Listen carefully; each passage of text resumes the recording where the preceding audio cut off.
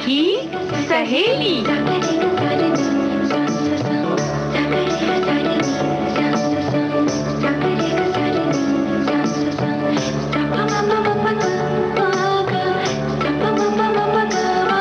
सखी सहेली।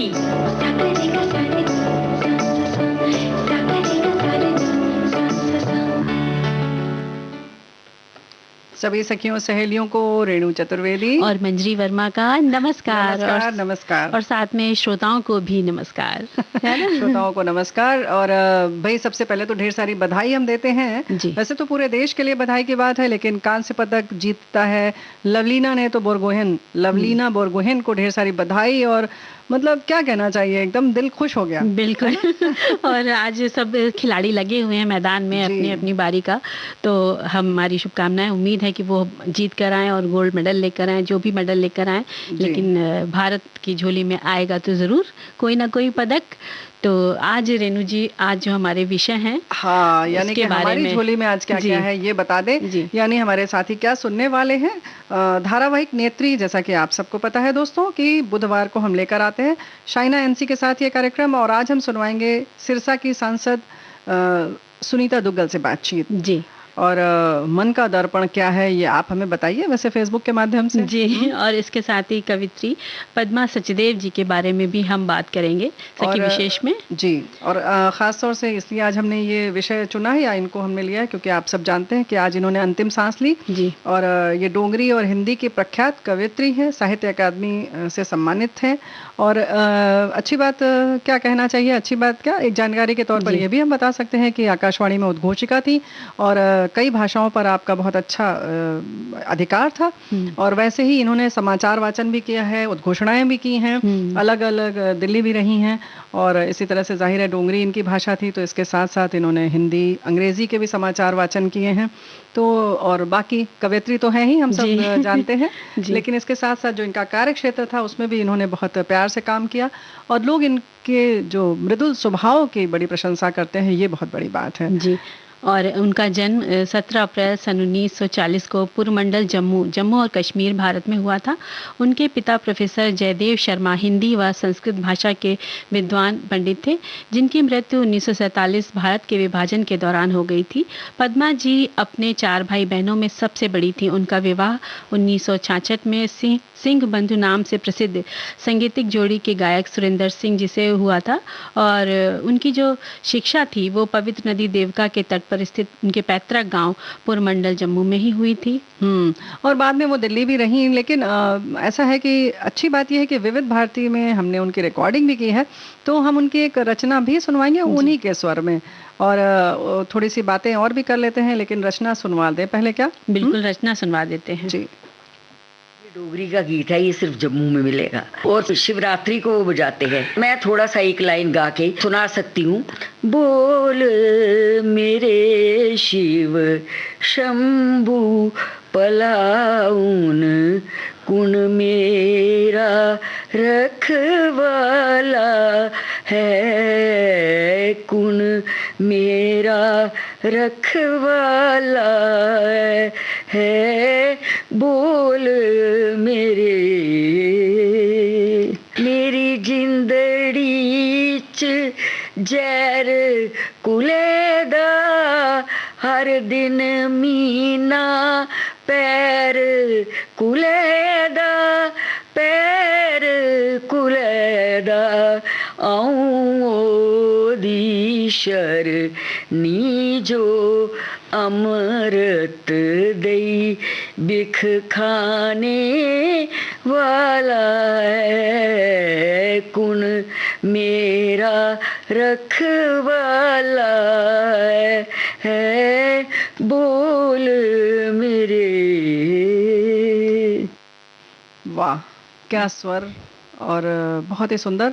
साहित्य अकादमी और कबीर सम्मान से सम्मानित पद्मा सचदेव जी को प्रतिष्ठित पद्मश्री सम्मान सन 2001 में मिला था। और आप कवयित्री और उपन्यासकार, जैसा कि हमने पहले भी कहा कि डोगरी भाषा की प्रथम आधुनिक कवयित्री आप हैं। और उन्होंने हिंदी में भी रचनाएं की, अभी हमने सुना भी, और हम अभिनेत्री कार्यक्रम के बाद भी इनकी कुछ रचनाएं डोगरी में और फिर उसका हिंदी अनुवाद भी उन्हीं के स्वर में सुनवाएंगे। जी, और पद्मा जी की शुरुआत जो जम्मू कश्मीर रेडियो में स्टाफ कलाकार के पद पर उन्होंने कार्य किया और बाद में दिल्ली रेडियो में डोगरी समाचार वाचिका भी रही और कवित्री के रूप में आपको बहुत प्रसिद्धि मिली। फिर वे लोकगीत से प्रभावित हो गई और उनकी मेरी कविता मेरे गीत उन्होंने जो लिखा वो लोकगीतों से ही प्रभावित होकर लिखा था और इस काव्य संग्रह पर सन 1971 का साहित्य अकादमी पुरस्कार उनको उनकी मेरी कविता और मेरे गीत के लिए मिला। क्या बात है। पद्मा जी ने हिंदी और डोगरी गद्य पर भी उत्कृष्ट लेखन किया। आपने 3 और कविता संग्रहों के बाद जम्मू कश्मीर की कला संस्कृति और भाषा अकादमी से उन्हें रोब ऑफ ऑनर मिला और इसके साथ ही वे सोवियत लैंड के नेहरू पुरस्कार, उत्तर प्रदेश हिंदी साहित्य अकादमी, सौहार्द पुरस्कार, राजा राम मोहन राय पुरस्कार और जो शुभ्रा पुरस्कार, कबीर पुरस्कार, जैसा हमने पहले ही बताया 2007-8 में कविता के लिए मिला और आपने अनुवाद भी बहुत किए हैं। बिल्कुल, और डोगरी कहानी के क्षेत्र में उनके आगमन से एक नई मानसिकता व नई संवेदन शक्ति का संचार हुआ और उनकी रचनाएं हैं उत्तर बहनी, तैथियाँ, तवीते चन्हा, अक्खर कुंड, निहरिया गलियां यानी अंधेरी गलियां, पोटा पोटा डिम्बल, लालियां और ऐसे सुग्गी है, चित्त चेते, शब्द मिलावा, दीवान खाना, मित्तवा घर, अमराई, गोदभरी और बूतू राजी जी, और अब ना बनेगी देहरी, अब ना बनेगी देहरी, नौशीन, मैं कहती हूँ अखियन देखी, जम्मू तो कभी शहर था, भटको नहीं धनंजय और बारादरी इनकी रचनाएं हैं। भाई तो ऐसा है ना कि रचनाएं और भी बहुत हैं, लेकिन फिलहाल ऐसा करते हैं कि नेत्री कार्यक्रम हम थोड़ी देर बाद शुरू करेंगे और नेत्री से पहले हम एक गीत सुन लें सावन का। बिल्कुल।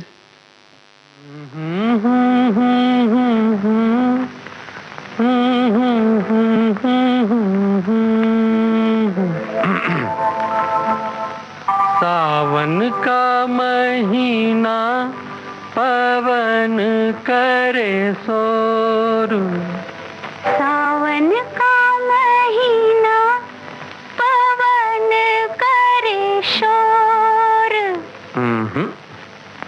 पवन करे शोर, पवन करे शोर। अरे बाबा शोर नहीं, शोर शोर शोर, पवन करे शोर। हाँ, जियारा रे झूमे ऐसे जैसे बन माना छे मोर। सावन का महीना पवन करे शोर, जियारा रे झूमे ऐसे जैसे बन माना छे मोर।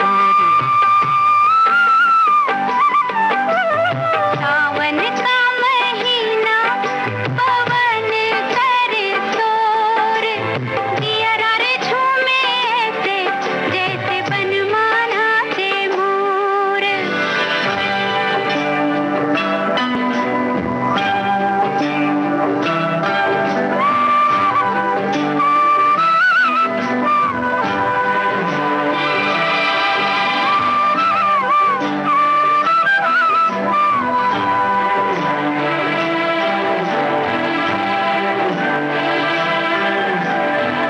राम गजब ढाए ये पुरवैया, नैया संभालो कित खोए हो खिवैया, राम गजब ढाए ये पुरवैया, नैया संभालो कित खोए हो खिवैया। ओए पुरवैया के आगे चले ना कोई जोर, जियारा रे झूमे ऐसे जैसे बन माना छे मोर। सावन का महीना पवन करे शोर, जियारा रे झूमे ऐसे जैसे बनमाना से मोर।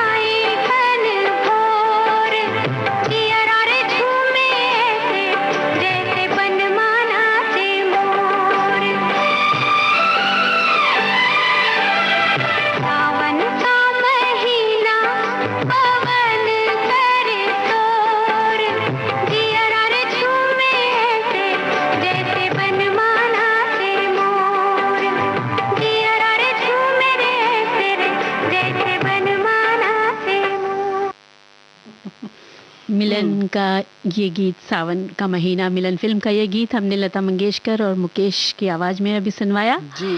और बहुत ही अच्छा गीत है, सुनते हैं जब भी सुनते हैं तो मजा आ जाता है सुन करके। और ये फिल्म अपने आप में बहुत अच्छी थी और इसके संग संग एक जो वो भोलापन जो है ना शोर और शोर का, वो बहुत अच्छा लगता है। बिल्कुल। और इस तरह से लोक गीतों पर आधारित जब गीत होते हैं तो मजा आ जाता है। और सावन में तो वैसे भी कजरी हो चाहे गीत चाहे झूला गीत हो, कुछ भी हो, बस मजा आ जाता है। हाँ। और इस समय क्योंकि बारिश तो सब तरफ है और हरियाली भी है, तो जब ऐसे गीत बजते हैं ना सावन से जुड़े हुए तो बस मजा आ जाता है। और हमारे जो कवि वगैरह होते हैं ना और शायर हैं, उनको बड़ा अच्छा लगता है, उनको बहुत बढ़िया बढ़िया निकलते हैं उनके मन से कवि रचनाएं बहुत अच्छी निकलती है। बिल्कुल, रचनाओं का समय है। ऐसे ही हर चीज के लिए जब दिल खुश होता है तो कुछ भी जो आप करना चाहते हैं, यानी जो रुचि की बात होती है, उसमें और इजाफा हो जाता है और बड़ी खुशी से हम वो काम करते हैं। बिल्कुल। क्योंकि कभी कभी क्या होता है, बहुत गर्मी हो या बहुत सर्दी, तो हम थोड़ा परेशान हो जाते हैं शारीरिक रूप से। तो जब मौसम अच्छा रहता है तो हमारा मन खुश होता है, जब मन खुश होता है तो हम बहुत कुछ करते हैं। और हमारे यहाँ तो मौसम ही इतने सारे होते हैं कि हर मौसम पे आप कुछ ना कुछ लिख सकते हैं, अपने भाव उसमें डाल सकते हैं। तो ये चीज बहुत अच्छी होती है कि मौसम के अनुसार आप कविताएं लिख सकते हैं। और आज हम जो बात करने जा रहे हैं, मौसम की बात हो या ना हो, लेकिन हमारी बहनें जो हैं वो बहुत कुछ कर रही हैं। अभी हम अगर टोक्यो ओलंपिक की भी बात करें तो 3 पदक जो हैं वो हमारी बेटियां लेकर आई हैं। तो ढेर सारी बधाई और आगे की सारी प्रतियोगिताओं के लिए भी ढेर सारी शुभकामनाएं, बधाई। और पूरा देश उनके साथ है और सब बड़ी खुशियां मना रहे हैं और कहीं ना कहीं उत्साहवर्धन कर रहे हैं। बिल्कुल। और जैसे हमने अभी लवलीना की बात की, पहली बार गई और पहली बार ही पदक लेकर आई, ये बहुत बड़ी बात है। क्योंकि उस बड़े से माहौल में और इस तरह चमक दमक में कहीं खड़े होना अपने आप को और अपना प्रदर्शन कर पाना, ये अपने आप में बहुत चुनौतीपूर्ण होता बिल्कुल है ना? और जो हमारी खिलाड़ी हैं जो ऐसे से परिवार से निकल के गई हैं कि उनके पास संसाधनों की कमी थी, लेकिन फिर भी उन्होंने अपनी हिम्मत बना के रखी। किसी के पास खेलने के लिए हॉकी नहीं है तो वो लकड़ी से, बांस की लकड़ी से खेल रहा है, तो किसी के पास उसकी किट नहीं है, हॉकी की किट नहीं है। तो बहुत सारी समस्याओं को जूझते हुए उन्होंने इस तरफ रुख किया और अब खेल रही हैं। और ऐसे ही बहुत सारी हमारी बहनें हैं जो राजनीति की ओर जाती हैं, सांसद बन जाती हैं, घर गृहस्थी से कैसे वहां तक का सफर तय करती हैं, कुछ के लिए बहुत चुनौतियां भी होती हैं। तो इस पर आधारित कार्यक्रम है शाइना एनसी के साथ। तो आज हम बात करेंगे कार्यक्रम में सुनीता दुग्गल जी से, जो सिरसा हरियाणा से हैं। तो सुनते हैं ये कार्यक्रम नेत्री।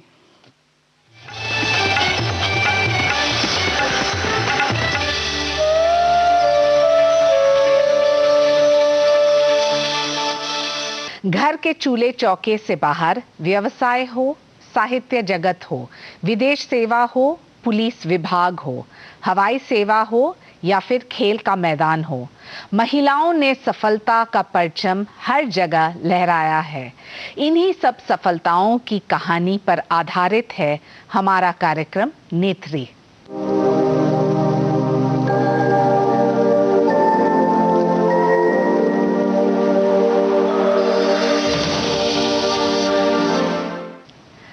नमस्कार, स्वागत है आप सबका हमारे विशेष कार्यक्रम नेत्री, महिला सांसद और उनकी कहानियां। मैं हूं शाइना एनसी और आज हमारे साथ मौजूद है सुनीता दुग्गल, जो कि हरियाणा के सिरसा के लोकसभा सांसद है। बहुत स्वागत है आपका। चर्चा शुरू करने के पहले उनकी जीवन के अब तक के सफर की एक झलक। हरियाणा की सिरसा लोकसभा सीट से सांसद सुनीता दुग्गल 2019 में लोकसभा सीट पर पहली बार उम्मीदवार बनी और पहली बार में ही जीत का परचम बुलंद किया। निजी जिंदगी की तरफ रुख करें तो इनका जन्म 29 अप्रैल 1968 को हरियाणा के रोहतक जिले में हुआ। सुनीता दुग्गल ने चौधरी चरण सिंह कृषि विश्वविद्यालय से रसायन विज्ञान में पोस्ट ग्रेजुएशन किया। सुनीता मेरी ऐसी फ्रेंड है कि आज भी अगर घर की भी कोई बात करनी हो ना तो हम एक दूसरे को ही कॉल करेंगे। सबसे पहले जब बीएससी में थे तब इकट्ठे थे, एमएससी में थे तो इकट्ठे थे, लेकिन उस टाइम लड़कियों को ज़्यादा पढ़ाते नहीं थे और ज़्यादा कैरियर ओरिएंटेड नहीं थी। लेकिन सुनीता तो कहती थी कि वो शुरू से ही कैरियर ओरिएंटेड थी कि मुझे तो कुछ बनना है। हमारी जैसे शादी होगी, बच्ची होगी, लेकिन वो तो ये था कि ना कुछ बनेंगे फिर शादी करेंगे। तो ये उसकी प्रायोरिटी थी और इसने बिल्कुल अपना जो अर्जुन की तरह से जो ना चिड़िया की आंख दिखती होती है, उसने अपनी जिंदगी में वही फॉलो किया। उनका एक संपूर्ण सफल जीवन है, एक विद्यार्थी के रूप में, एक स्टूडेंट के रूप में, वो बहुत सफलतापूर्वक उन्होंने जो है उसको पूरा किया, एक स्पोर्ट्स पर्सन के रूप में, फिर एक ब्यूरोक्रेट के रूप में बहुत सफलता अर्जित की, और अब एक राजनीतिज्ञ के रूप में। मतलब कि ऐसी सफलताएं बिरले ही व्यक्तियों की होती हैं, और इसको हम संपूर्ण जीवन कहते हैं। सुनीता दुग्गल के परिवार में कई नौकरशाह रहे हैं।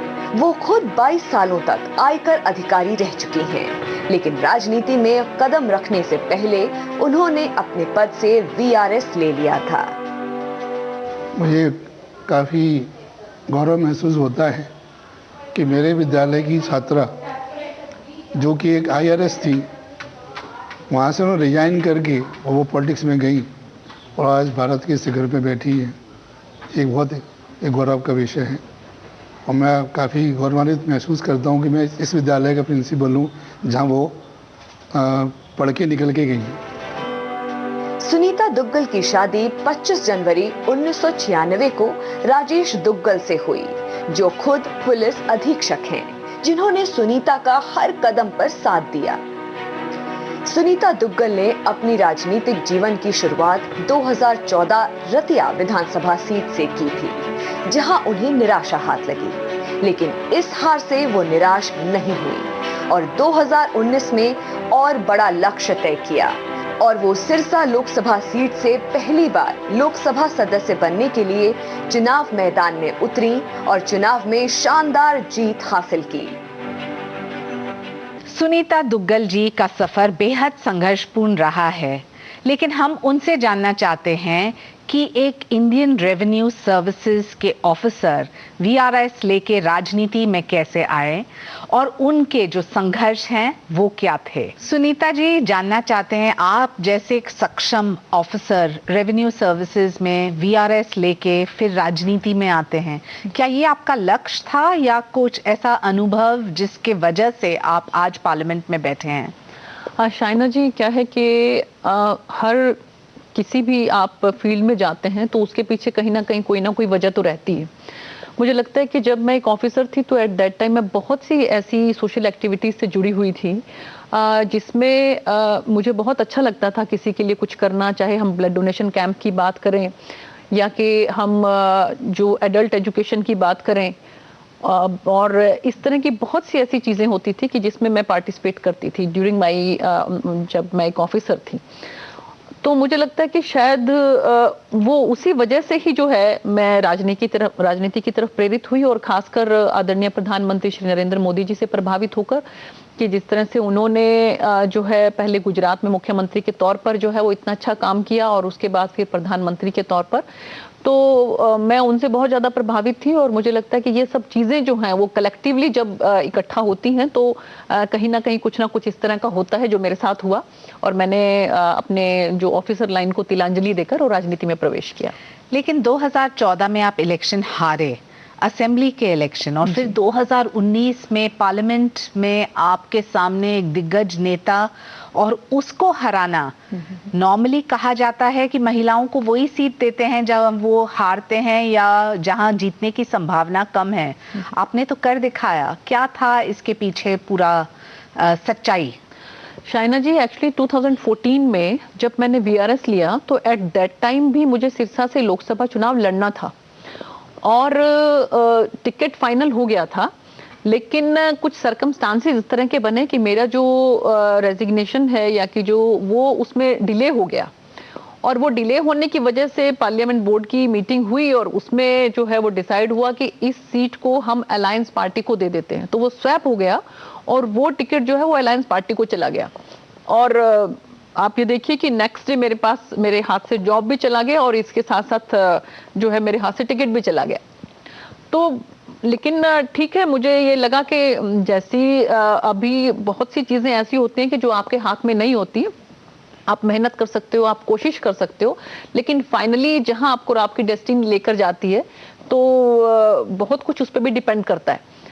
तो मैंने उसको स्वीकार किया और उसके बाद जब हमारे उस समय में जो हमारे राष्ट्रीय अध्यक्ष भारतीय जनता पार्टी के आदरणीय राजनाथ जी, तो उन्होंने कहा कि आप चिंता ना करें और बहुत जल्द जो है आपके हरियाणा में विधानसभा चुनाव होने वाले हैं, तो हम आपको विधानसभा चुनाव जो है वो लड़वाएंगे। आप ये देखिए कि उसके बाद मैंने पार्टी के साथ जो है वो रहकर, जो लोकसभा के चुनाव थे 2014 में, तो मैंने हमारे आदरणीय प्रधानमंत्री जी के लिए बनारस में कन्वेंसिंग किया वहाँ पर, और लखनऊ में मैंने राजनाथ जी के लिए कन्वेंसिंग किया, और हमारे हरियाणा में भी मैंने जो है वो कन्वेंसिंग किया। और उसके बाद जब विधानसभा चुनाव हुए तो मुझे जो हमारी सिरसा लोकसभा है उसी का ही एक विधानसभा रतिया से मुझे टिकट मिला, और मैंने वहाँ पर पूरे संगठन के साथ मिलकर, कार्यकर्ताओं ने बहुत जोर शोर के साथ वहाँ पर जो है वो मेहनत की, और हम लोगों ने 50,500 वोट लिए। लेकिन अनफॉर्चुनेटली फिर ये कहिए कि अभी डेस्टिनी नहीं थी, तो 435 वोट से जो है मैं वो चुनाव हार गई। और जैसा आपने कहा कि उसके बाद सिरसा लोकसभा से लड़े, और वहां पर जो है कांग्रेस पार्टी के जो प्रदेश अध्यक्ष थे जी, वो मेरे अगेंस्ट थे। लेकिन मुझे लगता है कि दिग्गज कोई नहीं होता, दिग्गज आपको जनता बनाती है। अगर जनता जो है आपके साथ है तो आप दिग्गज हैं, अगर जनता आपके साथ नहीं है तो फिर कहाँ के दिग्गज हैं। तो इसलिए मेरे मन में कहीं इस तरह की कोई भावना या कोई बात नहीं आई कि मेरे सामने जो है वो एक पार्टी के जो है राष्ट्रीय पार्टी के प्रदेश अध्यक्ष हैं। मुझे जनता का विश्वास, जनता का प्यार, और इसके साथ साथ आदरणीय प्रधानमंत्री जी का जो उस समय में आप ये देखिए कि सभी लोगों के मन में ये था कि हमें मोदी जी को जो है वापस नेतृत्व सौंपना है 2019 में भी, तो वो सब चीजों को मिलाकर जो है हमने जीत दर्ज की। सुनीता जी, मैं आपको पूछना चाहती हूँ, फार्मर्स प्रोटेस्ट को लेके इतना बड़ा बवाल, क्या हरियाणा के कृषि क्षेत्र के जो महिला और पुरुष हैं वो ये फार्म लॉज से खुश हैं, या फिर ये जो आंदोलन हम देख रहे हैं उसमें कुछ तथ्य है? शाइना जी, मुझे लगता है कि अगर आप इसको बारीकी से और नजदीक से देखें तो इसमें पॉलिटिकल एजेंडा जो है वो ज्यादा नजर आता है। मैं ये नहीं कहूंगी कि इसमें किसान बिल्कुल नहीं है, किसान भी इसमें है, लेकिन उनको जिस तरह से बरगलाया गया है, उनको जिस तरह से बहकाया गया है, क्योंकि आदरणीय प्रधानमंत्री जी ने भी बिल्कुल स्पष्ट रूप से ये बात कही है कि जो ये फार्मर के जो ये लॉज आए हैं, ये कानून जो है आपके लिए ऑप्शनल है, आपकी चॉइस है कि आप चाहें तो इनका इस्तेमाल करें, अगर आप नहीं चाहें तो जो स्टीरियोटाइप तरीके से पहले खेती होती रही है आप उस तरीके से करिए। अभी आप देखिए कि रिसेंटली बहुत अच्छा जो एक ODOP के नाम से स्कीम आई है, जिसके अंदर 1 डिस्ट्रिक्ट 1 प्रोडक्ट। तो इसमें आप ये देखिए कि इतनी अच्छी स्कीम है ये, पहले कभी नहीं किसी ने इसके बारे में सोचा। 70 साल से जो एक सिस्टम चला आ रहा था कृषि का, हम सबने नोटिस किया कि उससे हमारे किसान भाइयों की आमदनी नहीं बढ़ रही है, तो इसीलिए जो है इनको लाने की जरूरत पड़ी। और ये भी हमने ऑप्शनल रखा है कि अगर आपको लगे कि इसके लाने से या इसके करने से आपको फायदा हो रहा है तो आप करिए, अगर आपको लगता है कि फायदा नहीं हो रहा है तो आप पहले की तरीके से, परंपरागत तरीके से अपनी खेती को आगे बढ़ाइए। जो ODOP के बारे में मैं आपको बता रही थी, पर्टिकुलरली अगर मैं अपनी लोकसभा क्षेत्र की बात करूं तो उसमें 3 डिस्ट्रिक्ट आते हैं, एक सिरसा डिस्ट्रिक्ट, एक फतेहबाद डिस्ट्रिक्ट और एक जींद डिस्ट्रिक्ट। जींद डिस्ट्रिक्ट में एक विधानसभा क्षेत्र है नरवाना, वो इसके अंडर आता है। तो देखिए कि सिरसा में, क्योंकि वहां पर आप कुछ हमारे किसान भाइयों ने कीनू की खेती जो है वो करके काफी आमदनी जो है उन लोगों को अब प्राप्त हो रही है, और वो दे आर वेरी हैप्पी। तो क्या आपको लगता है कहीं ना कहीं मिसकम्युनिकेशन है? क्योंकि एक तरफ बातचीत करते हैं कि प्रधानमंत्री ने फ्रीबी सब्सिडी सॉप्स को न देखते हुए टेक्नोलॉजी का उपयोग, बेटर क्रॉप्स, बेटर वायबिलिटी, लेकिन ये हमारे किसानों तक नहीं पहुंचाए, इसलिए ये आंदोलन। सरकार की जो ये योजनाएं आ रही हैं, इनका फायदा जब हमारे किसान भाइयों को मिलने लगेगा तो धीरे धीरे उनको महसूस होगा कि ये एजिटेशन जो है वो पॉलिटिकल एजेंडा था, और सरकार की मंशा जो है वो उनकी आमदनी को बढ़ाने की है। क्योंकि जैसे मैंने आपको बताया कि हमारे सिरसा में कीनू की खेती बहुत अच्छे से हो रही है, और उसी को ही ODOP में वहां का प्रोडक्ट रखा गया है कि कीनू अगर आप सिरसा में लगाएंगे तो आपको सरकार की तरफ से बहुत से बेनिफिट्स मिलेंगे। फतेहबाद के लिए सिट्रस को रखा है, और हमारे जींद डिस्ट्रिक्ट के लिए जो है वो वहां पर पोल्ट्री फार्म को रखा है, और इसके साथ साथ मीट के लिए रखा है। तो ये मुझे लगता है कि ऐसी चीजें पहले कभी नहीं सोची गई, और धीरे धीरे जब हमारे किसान भाइयों को इसके बारे में पता लगेगा तो उनकी आंखें खुलेंगी और उनको लगेगा कि ये पॉलिटिकल एजेंडा था और इसकी वजह से ये आंदोलन जो है वो किया जा रहा है। सुनीता जी, पोल्यूशन को लेके एक बहुत बड़ा सवाल और प्रश्न चिन्ह उठता है हरियाणा को लेके खास तौर पे। क्या आपको लगता है इसमें अवेयरनेस की आवश्यकता है या नेतृत्व में कहीं कमी पड़ी है, और नेतृत्व में कमी पड़ी है तो क्यों? क्योंकि आपके यहाँ तो केंद्र सरकार राज्य सरकार में एक ही सरकार है, तो क्या आपको लगता है आते हुए दिन में हमें करना चाहिए पर्यावरण के लिए? पर्यावरण के लिए देखिए बहुत सी चीजें हैं जो हम कर सकते हैं, और क्योंकि कार्बन एमिशन जो है उसको हमें कंट्रोल करना है, तो ऐसे उसमें सबसे पहली बात तो ये है कि सौभाग्य से अगर हम पूरे विश्व की बात करें तो हमारे इंडिया का नंबर बहुत नीचे आता है, लेकिन फिर भी हमारा देश जो है बहुत ज्यादा अवेयर है इस बात को लेकर, एनवायरनमेंट को लेकर, और इसलिए जो है पहली बार आपने देखा होगा कि आदरणीय प्रधानमंत्री जी ने कच्छ में बहुत बड़ा, जो दुनिया का सबसे बड़ा जो है वहां पर सोलर प्लांट और विंड प्लांट जो है वहां पर लगाया है, जहां से मुझे लगता है कि शायद 18,000 जो है के करीब वहां पर जो है किलोवाट जो है वहां से एनर्जी हमें मिलेगी। तो इस तरह के जो है जगह जगह पर अगर लगाए जाएंगे, हमारे किसान भाइयों के लिए भी जो है योजना है कि अगर वो अपने खेतों में जो है वो सोलर एनर्जी का उपयोग करते हैं तो उनको बहुत से लाभ जो है वो मिल सकते हैं। तो ये कलेक्टिव मुझे लगता है कि हम सबको इसके बारे में सोचना चाहिए कि किस तरह से, क्योंकि अगर आपका एनवायरनमेंट जो रहने के लायक ही नहीं रहेगा तो फिर कैसे कैसे कैसे पॉसिबल हो पाएगा।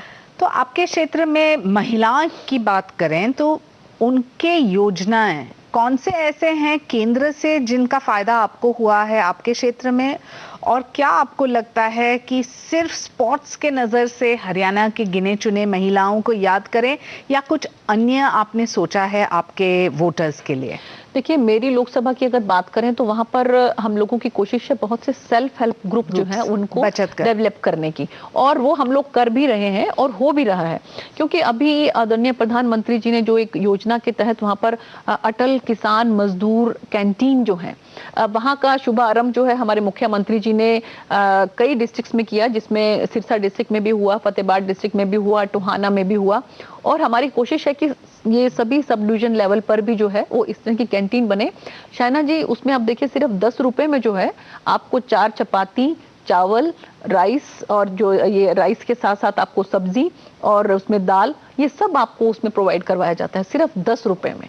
और उसमें जो है खाना पकाने से लेकर खाना परोसने तक सब महिलाएं इन्वॉल्व हैं। तो ये एक बहुत अच्छा सेल्फ हेल्प ग्रुप का एक एग्जाम्पल है।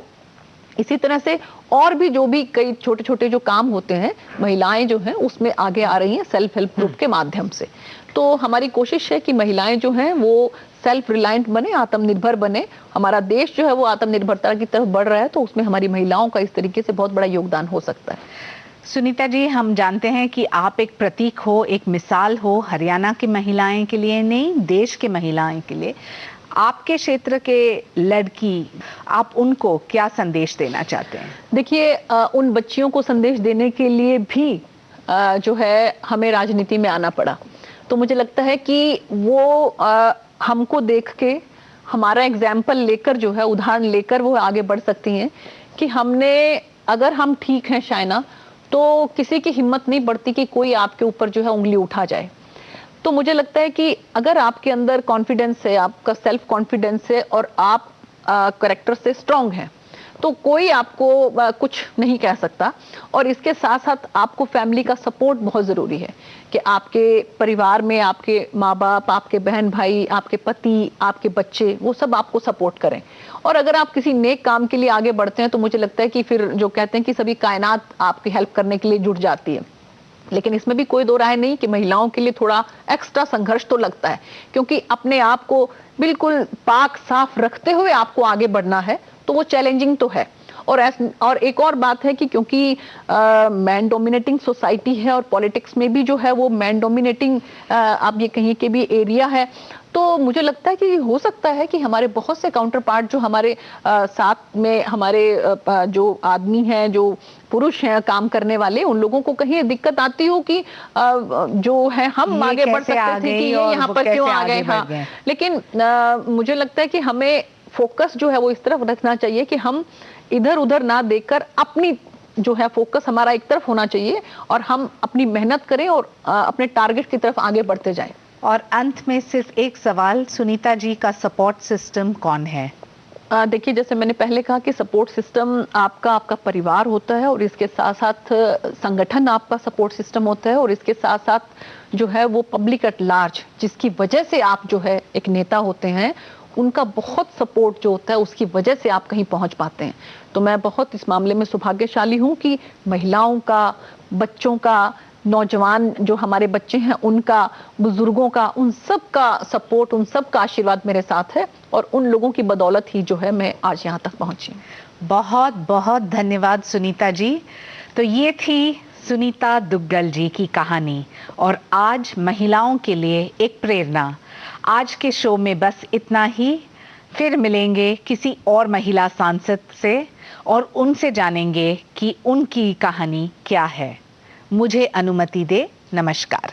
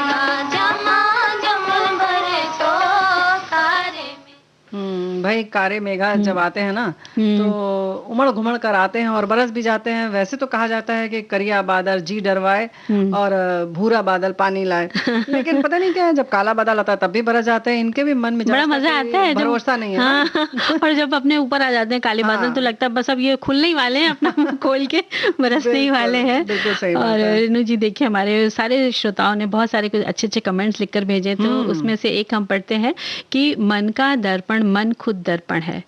मन का दर्पण मन खुद दर्पण है। मन में जो अश्क दिखाई देता है वही परिदृश्य आंखों के सामने घूमता है। मन का दर्पण उज्जवल है, स्वच्छ है। ये हम पर निर्भर करता है कि हमने अपने मन को सकारात्मक रखा है या नकारात्मक। अगर हमने अपने मन को नकारात्मक रखा है तो मन के दर्पण में आपको उज्जवल छवि दिखाई नहीं देगी। अगर आपने अपने मन में भाव सकारात्मक रखे हैं तो निश्चय ही उज्जवल छवि दिखाई देगी। इसलिए कहा गया है कि जिनका मन स्वच्छ नहीं रहता वो दर्पण पर लगी धूल को साफ करते हैं, अपने मन में लगी धूल को भी नहीं देख पाते हैं। मन का दर्पण बहुत बहुत अच्छा होता है ना? ये बात बिल्कुल सही है। और ऐसे ही लिखा है हमारे एक और साथी ने, तोरा मन दर्पण कहलाए। मन एक दर्पण है, ये वही दिखाता है जो हम अपने विचारों से बुनते हैं। वैसे तो दर्पण कभी झूठ नहीं बोलता और मन भी अपनी सच्चाई सामने उजागर किया करता है। वैसे विचारों की धारा सकारात्मक हो तो अच्छा और साफ दिखेगा रास्ता जीवन का, मगर गलत विचार मन को अशांत कर आपके लिए कई बाधा खड़ी कर सकता है। तो आप मन का दर्पण जितना साफ रखेंगे उतना ही ज्यादा बेहतर जिंदगी पाएंगे। और देखिए एक दूसरा भी कमेंट है कि मन का दर्पण बहुत अच्छा विषय है। हम कुछ भी देखते हैं तो आंखों से ही है, पर आंखों को किस पर गौर करना है वो तो मन ही बताता है। हमारे मन का दर्पण जितना साफ होगा उतना ही जीवन आसान होगा। हमारे मन के दर्पण में जैसे विचार होंगे वैसा ही प्रतिबिंब दूसरों के मन में दर्पण में देखने को मिलेगा। अगर हमारे मन में दूसरों के प्रति आदर भाव है तो वहां से कभी भी अनादर का प्रतिबिंब मिलना संभव नहीं। हम अपने मन का दर्पण एकदम साफ रखेंगे ताकि दूसरों के मन के दर्पण से हमें साफ प्रतिबिंब मिले। कितनी अच्छी बात लिखकर भेजी है मन के ऊपर। और वैसे भी गालिब ने लिखा है कि उम्र भर गालिब यही भूल करता रहा, धूल चेहरे पे थी और हम आईना साफ करता रहा। क्या बात है। तो भाई बिल्कुल सही बात है कि उम्र भर गालिब यही भूल करता रहा, धूल चेहरे पे थी और आईना साफ करता रहा। तो होता यही है। लेकिन जो आंखें हैं हमारी, जैसे हमारे दूसरे साथी ने लिखकर भेजा कि आंखें जो है वो किस तरह से बयां करती हैं सारी चीजों के, मन की बातों को, तो आंखों से हम सब चीजें व्यक्त हो ही जाती हैं। बिल्कुल। तो मंजरी, इस पर हम थोड़ा बाद में बात करेंगे। हम पहले एक कविता सुन लें। हाँ, कविता सुने। पद्मा सचदेव जी के स्वर में ये सुनते हैं, कवयित्री पद्मा जी के स्वर में। बोलता है काम इसका नाम है, मुझे देख रंभाती है गाय, बोलता बछड़ा बोलता मौन है। मुझे देख उमड़ता बच्चा डालता फंदे गले में बाहों के। मुझे देख बोलता है घर, मुझे देख बोलता है घर। बोलती गीता पलटती वर्क वर्क, चलने लग जाती सड़क। खाती है पगडंडी भी बल कसे हुए, खाली बटलोई भी देख कर ठुनकती है। बेर की टहनी भी पत्थर झाड़ती है, पंखे घुमाते हैं हाथ भी जो मुझे देख करते हैं विश्राम। पुरवाई चैतन्य होकर बहने लगती है, उसकी ओट में बहते हैं सूखे दरिया। मैं खड़ी हो जाऊं तो रुक जाए सृष्टि, मेरे बगैर वो भी न पल भर सुस्ताती। मुझे देखकर जागता है सोया शहर, तैरने लगता है सारा मानसर। मनुष्य हिंडोले में बैठा डोलता है, मुझे देखकर ही काम बोलता है। क्या बात है, बहुत ही अच्छी रचना और उतना ही सधा स्वर। तो डोंगरी भाषा में क्यों ना सुन ले मंजरी, है ना? बिल्कुल, राजा की मंडी इनकी सुन लेते हैं जी। राजा के महलों को मंडियां कहते हैं, मंडी। उस पर मैंने जो कविता लिखी थी वो मेरी काफ़ी, यानी उससे मैं आज भी जानी जाती हूँ। तो ये यूं थी डोगरी में, ये राजे दी मंडियां तुंदियां न, आऊं गई गुआची दी घर थमा, मेरी जोत खबाची दी बरे थमा। मिकी अन्नी करी जिने सुट्टिया हा, मेरा बाड़ू है चा बूटा पुट्टिया हा। मेरे बूटे की बूर भी पेदा न हा, मेरा सज्जन दूर भी गेदा न हा। जिन्हें कमदियां टालियां पुट्टी लियां, वो दंदल दराटियां तुंदियां न, ये राजे दी मंडियां तुंदियां न। अब मैं इसका अर्थ बताऊंगी। ये राजा के महल क्या आपके हैं? मैं घर से निकाली हुई हूँ, बेघर हूँ। अब मेरी बरसों से आंखों की ज्योति चली गई। अंधी करके मुझे जो छोड़ गए थे, मेरे बागीचे से पौधा उखाड़ गए थे, उस पौधे को अभी बौर भी ना पड़ा था, मेरा साजन अभी दूर भी ना गया था। जिन्होंने कांपती टहनियां उखाड़ ली, वो हंसली, वो दरातियां क्या आपकी हैं? ये राजा के महल क्या आपके हैं? तो भाई कितने अच्छे ढंग से आपने डोगरी में पहले सुनाया और उसके बाद उसका हिंदी में पूरा उसका अनुवाद करके सुनकर अच्छा लग रहा था। कितने भाव से इन्होंने लिखी थी ये कविताएं।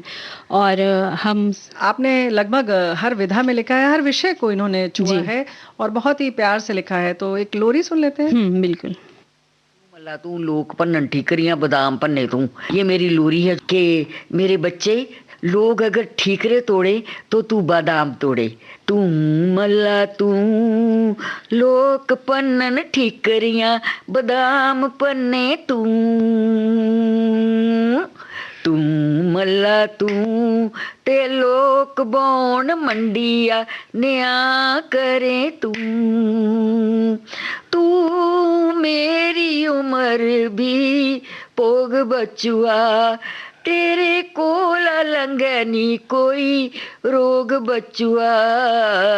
तू मल्ला तू लोक पन्नन ठीकरियां बादाम पन्ने तू। तो भाई बहुत सारी रचनाएं आपकी, आज हम उन्हें श्रद्धा सुमन अर्पित करते हैं और उनकी याद में हमने ये उनकी रचनाएं सुनवाई। एक महान रचनाकार, डोगरी, हिंदी और अन्य भाषाओं पर भी आपका उतना ही अधिकार था और बखूबी आप समाचार वाचन भी करती थी और उद्घोषणाएं भी करती थी और उसके साथ साथ इतना साहित्य सृजन जिस तरह से उन्होंने समृद्ध किया है, हम उन्हें नमन करते हैं, सादर नमन करते हैं।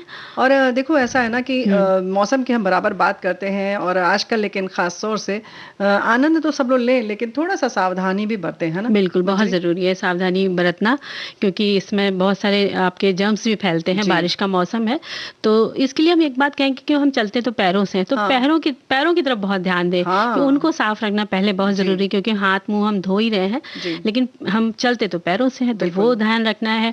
और मच्छर घर में आ जाते हैं या आपके कहीं गमले वगैरह पानी इकट्ठा है तो वो भी हमें ध्यान रखना है कि पानी कहीं इकट्ठा ना हो, आप पलटते रहें। गमलों में अगर पानी भर जाता है, अगर आपके प्लास्टिक के गमले हैं तो जहाँ तक लेवल पानी का है वहां पर एक छेद कर दीजिए, तो वहां से मिट्टी के ऊपर का पानी वहां से निकल जाएगा, तो यानी अतिरिक्त पानी जो है वो निकल जाएगा और ऐसे घर में मच्छर भी नहीं पनपेंगे और पौधे भी आपके स्वस्थ रहेंगे, सुरक्षित रहेंगे। तो छोटी छोटी चीजें उनका ख्याल रखें। और उसके साथ साथ एक बात और है कि जो चीजें हैं कि मास्क पहनना, दूरी बनाए रखना, ये सब करें। और अक्सर लोग पूछते हैं कब करें, तो भाई हम तो यही कहेंगे हर समय करें, कहाँ करें, हर जगह करें। तो ये सारी चीजें जो है ना, कब, कहाँ, क्यों, ये सब ज्यादा सवाल ना करें, बल्कि इसको चुपचाप आंख बंद करके यहाँ पर इन सारी चीजों का अनुकरण करें। जो भी बताए जाते हैं नियम, सावधानियां, उनका ध्यान रखना बहुत जरूरी है। मास्क को धोना भी बहुत जरूरी है ना, लगातार आप एक बार पहन के गए तो दूसरी बार आप दूसरा ले लीजिए, धो दीजिए, तो ये बहुत ध्यान रखना है। जी हाँ। और उसके साथ साथ जैसे कि यूज एंड थ्रो वाली चीज होती है, जो एक बार इस्तेमाल करने वाली होती है, तो उसको यूं ही ना फेंके बल्कि उसको नष्ट करके हटाए, ताकि ऐसा ना हो कि इधर उधर जाए और कोई और उसका प्रयोग करे और वो नुकसान में आ जाए। तो इन छोटी छोटी चीजों का ख्याल रखना बहुत जरूरी है ना? और हमें रखना है क्या ख्याल? यानी कि चोरी चोरी चलते हैं, आगे बढ़ते हैं, है ना? बिल्कुल बिल्कुल।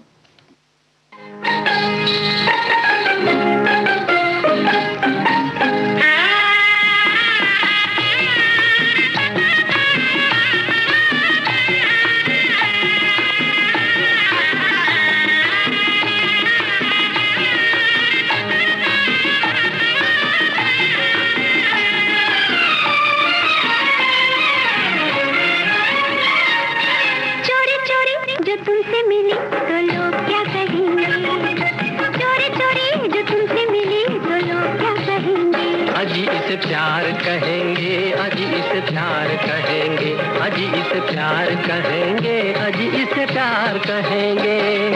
गली गली ये बात चली तो लोग क्या कहेंगे, गली गली ये बात चली तो लोग क्या कहेंगे। अजी इसे प्यार कहेंगे, अजी इसे प्यार कहेंगे, अजी इसे प्यार कहेंगे, अजी इसे प्यार कहेंगे।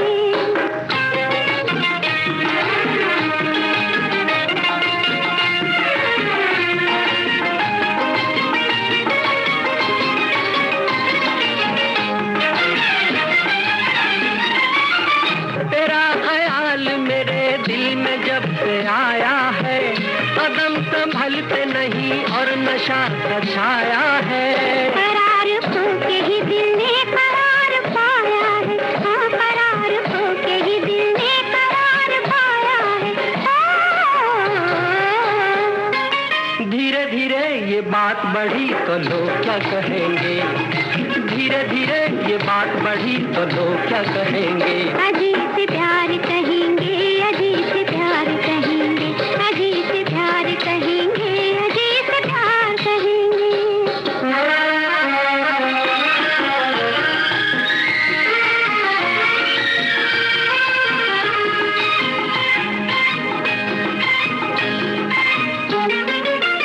कितनी जालिम ये मुलाकात हुई, जिससे डरते थे वही बात हुई। बढ़ गई प्यास तमन्नाओं की, इस तरह प्यार की बरसात हुई। कसम तुम्हारी मेरे दिल की बात कह डाली हो, कसम तुम्हारी मेरे दिल की बात कह डाली।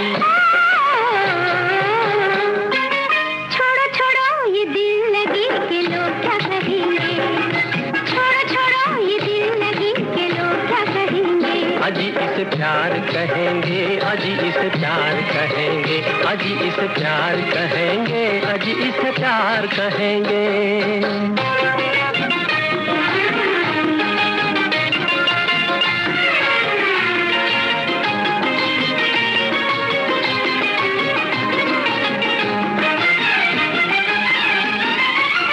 तुम्हारे मिलने की दिल से दुआएं मांगी है, खताएं हमसे हुई है, सजाएं मांगी है। वफाएं की है सनम और वफाएं मांगी है, हाँ वफाएं की है सनम और वफाएं मांगी है।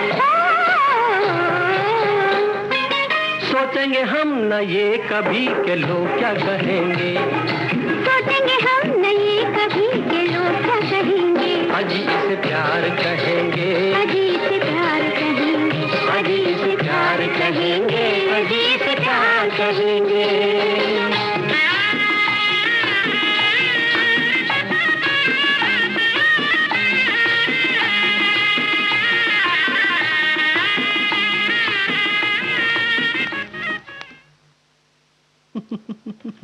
कितना प्यारा सा ये गीत था। भाई क्या बात है ना, गीतों में तो बस जब भी सुनो तो मजा आ जाता है, इतनी मिठास होती है गीतों में कि उसी की मिठास में खो जाते हैं। लेकिन हमको खोना तो कहीं और है ना, आंखों में आंखों में खोना है। लेकिन एक बहुत प्यारी रचना पद्मा सचदेव जी की हमारी एक सहेली ने साझा की है। तुम्हें मालूम था ये राह वहां नहीं निकलती जहां पहुंचना है मैंने, तुम उस तरफ जा भी नहीं रहे थे, फिर भी तुम चलते रहे मेरे साथ साथ।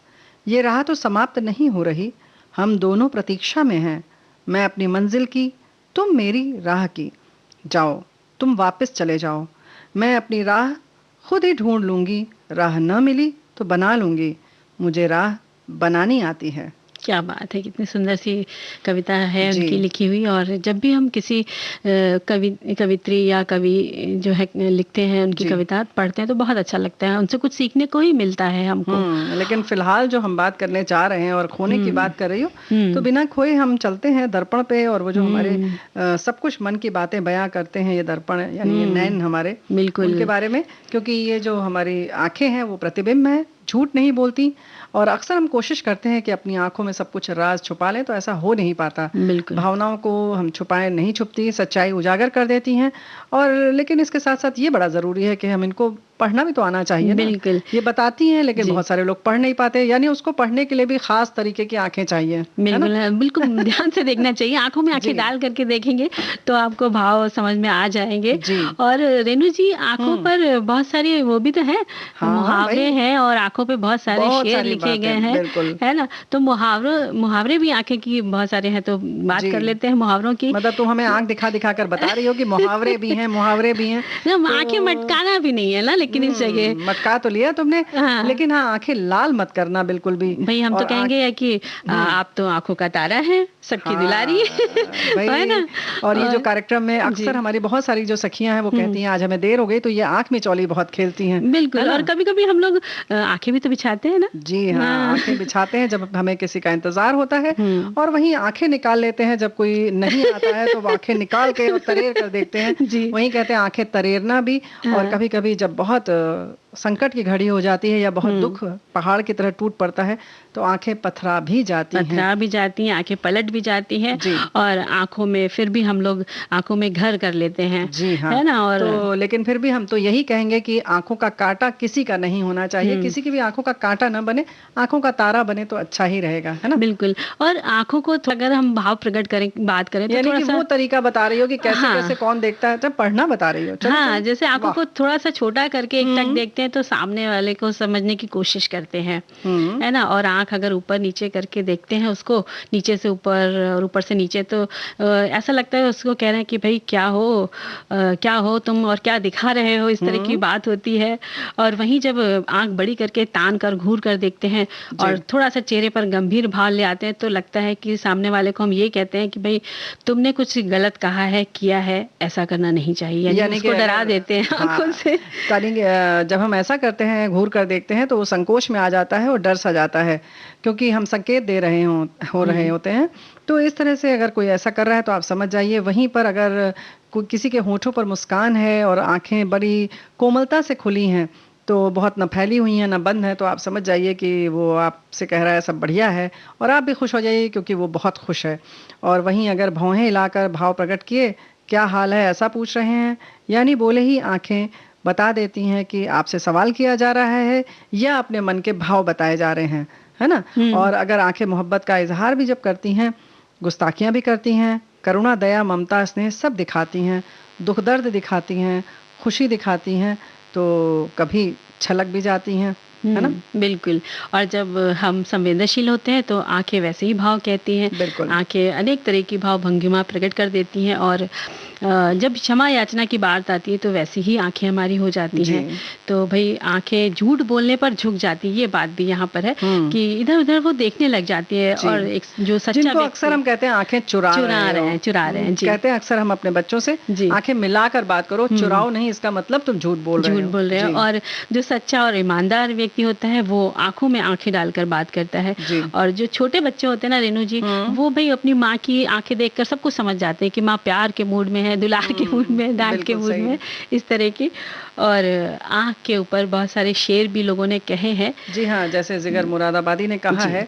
जिगर मुरादाबादी कहते हैं, हंसी तेरी आंखें, हंसी तेरी आंसू, हंसी तेरी आंखें, हंसी तेरे आंसू, यहीं डूब जाने को जी चाहता है, यहीं डूब जाने को जी चाहता है। क्या बात है। और इसी तरह जलील मानिकपुरी लिखते हैं कि आंख रहजन नहीं तो फिर क्या है, आंख रहजन नहीं तो फिर क्या है, लूट लेती है काफिला दिल का, लूट लेती है काफिला दिल का। और एक शेर और है जो मैंने लिखा है कि पढ़ा है किसी का, कि आंखें ही बना देती हैं फसाना किसी का, आंखें ही बना देती हैं फसाना किसी का, आंखें ही बना देती हैं दीवाना किसी का। क्या बात है। आंखें ही बना देती हैं दीवाना किसी का, आंखें ही हंसती हैं, आंखें ही रुलाती हैं, आंखें ही हंसती हैं, आंखें ही रुलाती हैं, आंखें ही बसा देती हैं घराना किसी का, आंखें ही बसा देती हैं घराना किसी का। क्या बात है, क्या बात है। जिसने भी लिखा है बहुत खूब लिखा है। और चार पंक्तियां तो बहुत पुरानी हैं जी, बड़ी बहुत ज्यादा प्रचलित हैं, बच्चा बच्चा जानता है, लेकिन फिर भी यहाँ पर जरूर हम साझा करेंगे। आपकी आंखें ऊंची हुई तो दुआ बन गई, नीची हुई तो हया बन गई, जो झुक कर उठी तो खता बन गई, और उठकर झुकी तो अदा बन गई। क्या। और ये बहुत सारी कव्वाली में भी इस्तेमाल की गई हैं, आप भी जानते हैं। और इसको सबने अलग अलग ढंग से कहा है, जैसे नजर जब उठाई दुआ बन गई, नजर जब झुकाई अदा बन गई, नजर जब मिलाई वफा बन गई, नजर जब चुराई तब सजा बन गई। क्या बात है। तो इस तरह की आंखों की बहुत सारी बातें होती हैं। और एक शेर और है, हम पढ़ लेते हैं कि अख्तर शिरानी का शेर है जी। उन रस भरी आंखों में क्या हया खेल रही है, उन रस भरी आंखों में क्या हया खेल रही है, दो जहर के प्यालों में कज़ा खेल रही है। क्या बात है। दो जहर के प्यालों में कज़ा खेल रही है। फिलहाल जो दो सुइयां है ना जो घड़ी की, वो भाग कुछ रही है। बता रही हैं, नहीं भाग नहीं रही हैं, हमसे इशारा कर रही हैं कि वो तो अपनी रफ्तार में ही चल रही हैं, लेकिन बहुत सारी बातें कहती हैं। और हम कल फिर हाजिर होते हैं, यानी कि हर सोमवार से लेकर शुक्रवार तक हम आते हैं सखियों आपके पास, और खूब सारी बातें करते हैं, किससे करते हैं, है ना, और बस आपकी पसंद के गीत भी सुनते हैं। और आज हमने और किस फिल्म का गीत सुनाया? आज हमने सुनाया है पारस मनी का गाना जी, और मिलन का है, ये हमने गाने सुनवाए हैं जी। और जो हमने लोकगीत सुनवाया वो हम लोकगीत। आपको बता दें कि अम्बेश्वरी श्रीवास्तव और शकुंतला श्रीवास्तव लखनऊ की कलाकार, और अम्बेश्वरी श्रीवास्तव जी वहाँ पर अम्बे भौजी के नाम से स्टॉक कैरेक्टर के रूप में बैठती थी कार्यक्रम में, घर आंगन में। जी। तो इन दोनों के स्वर में हमने ये गीत सुनवाया था, ये फिल्म का गीत नहीं था। इसी तरह से सावन में हम कुछ आपको अलग अलग गीत सुनवाएंगे, सुनते रहिए सखी सहेली। फिलहाल समाप्त करने की हम आपसे इजाजत चाहते हैं। तो रेणु चतुर्वेदी और मंजरी वर्मा का नमस्कार।